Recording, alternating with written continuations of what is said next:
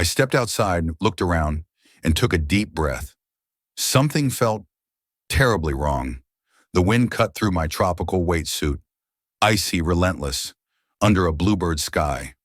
The light was different, diffuse, faded. The trees, bare, no leaves, no evergreens, no palms. The grass, burnt, browned, dead. My eyes watered from the cold as I stood there, wondering, what was I doing at 7:30 in the morning, in a black suit, in front of a Hilton, in New York?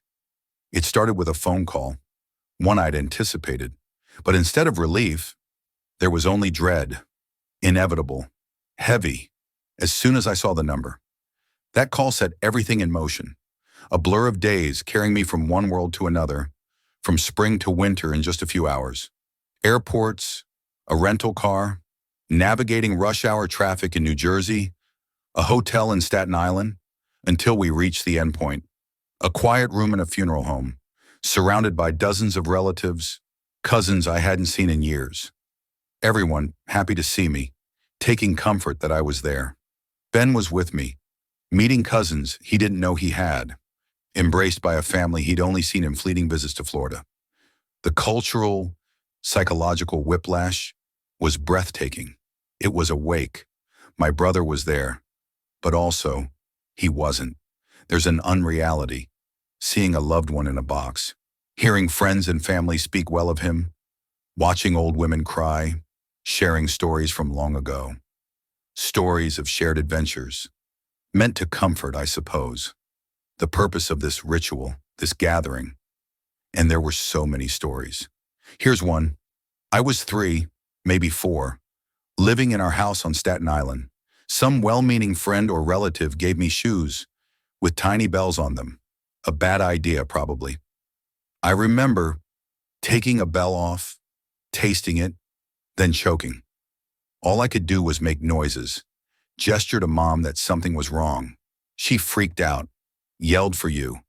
You upended me, popped me on the back, and the bell came flying out. Everyone calmed down. Life went on. Years later, I thanked him for saving my life, for giving me these 60-plus years, this great life I've been blessed with. Even though I went on to do stupider things as a kid, like sticking a key in an electric socket and getting blasted across the room, I survived, thanks to him.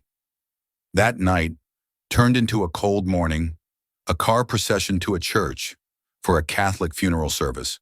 The church was full. Then, something unexpected.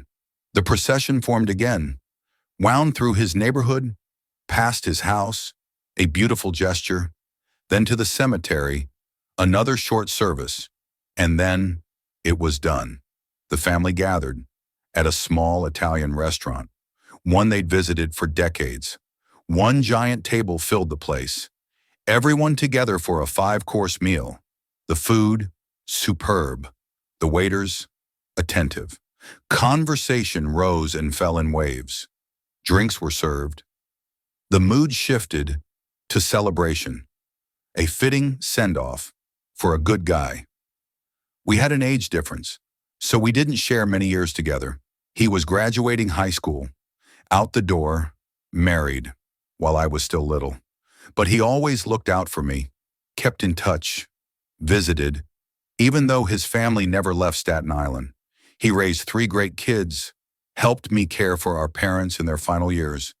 In a world of uncertainty, he lived a good life. He was a good guy.